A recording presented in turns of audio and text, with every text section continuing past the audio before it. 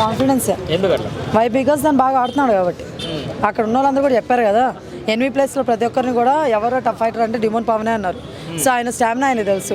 అక్కడేదో మొన్న కళ్యాణ్ గారు ఆయన ఆడుతున్న గేమ్లో ఏంటంటే కొంచెం పెయిన్ వచ్చి ఆగిపోయాడు తప్ప గివ్ అప్ ఇచ్చే పర్సన్ గానే కాదు తను. సో ఖచ్చితంగా గెలుస్తారని నా ఫీలింగ్ అనమాట. అంటే నిన్న సుమన్ శెట్టి గారు కూడా డిమోన్ పవన్ని నామినేట్ చేస్తూ నీకు బ్యాక్ పెయిన్ ఉంది కదరా నాన్న నువ్వు వెళ్ళి జోక్ చాలా ఫన్నీగా ఉంది అసలు అది.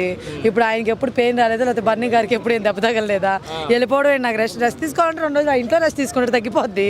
అంటే దానికి ఏమన్నా మసాజ్ చేయండి ఆయన పోయి, అంతేగాని ఇన్ని నుంచి పంపించేస్తా అంటాడు. నాకు అర్థం కాదు. చాలా చాలా సిల్లీగా అనిపించింది అండి నిజంగా నామినేషన్. ఆయన ఒక్కడే కాదు, చాలా మంది సిల్లీగా చేస్తారు అక్కడ. నేను తనుజ గారు సిల్లీగానే చేశారు. మన డిమోన్ పవన్ కూడా మళ్ళీ ఒకరిని చేస్తారు స్టార్టింగ్లో, అది కూడా సిల్లీగానే అనిపించింది. మళ్ళీ పాయింట్ లేదని మళ్ళీ ఇంకొకరు మాట్లాడారు.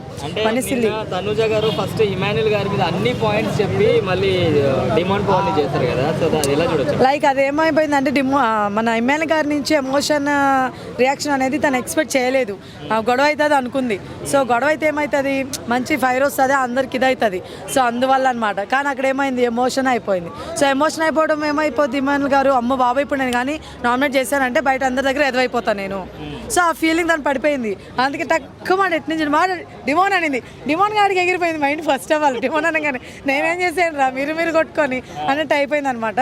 తను ఎత్తిన పాయింట్ కూడా కరెక్ట్ కాదు. ఎప్పుడెప్పుడు తీసుకొస్తాను, ఆల్రెడీ అయిపోయినవే మళ్ళీ తీసుకొస్తుంది. అది నాకు నచ్చలేదు. అంటే తనుజ స్టాండ్ మీద లేదనుకోవచ్చు. యా ఆబ్వియస్లీ తను ఏదో ఇంకా ఇమ్మాన్యుల్ గారి వైపు వెళ్ళాల్సిన ఒక గాలిపటం ఇటు తిరిగిపోయింది. అది రాంగ్ నామినేషన్. అది తను రాంగే. సుమన్ శెట్టి గారు ఇంకా ఫన్నీ అని అంటున్నాం కానీ టు బి ఫ్రాంక్గా మాట్లాడితే అది ఎలిమినేషన్ ఇదబ్బా, దాన్ని ఎలా ఫన్నీ చేసేస్తారు. ఆయన వెళ్ళిపోతే ఏంటి జోకా, అది కాదు కదా.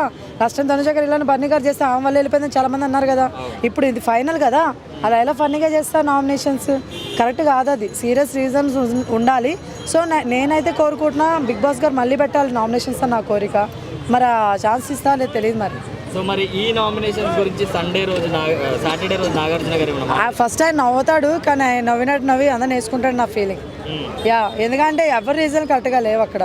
సో ఖచ్చితంగా తిడతారు నా ఫీలింగ్. ఒకవేళ ఏమో చెప్పలేం, ఈ రోజు రేపు ఎల్లుండి ఇంకేం ట్విస్టులు పెడతారో, ఇంకా ఆ ట్విస్ట్ని హైలైట్ చేస్తారు వీళ్ళు. వెన్స్డే థర్స్డే హైలైట్ చేసేస్తారు, సాటర్డే రోజుకి అడగడానికి.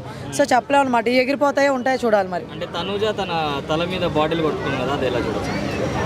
అది ఏందా ఆ టెంపర్ బాబాయ్. నాకన్నా ఎక్కువ కోపం ఉన్నట్టుంది ఆమెకి. నాకు కోపం ఎక్కువ, బట్ ఆవంత కోపం కాదు. నేను కొట్టుకున్నప్ప నిజం చెప్తున్నా. అవసరం కొట్టేస్తాం కానీ మనం కొట్టుకోము.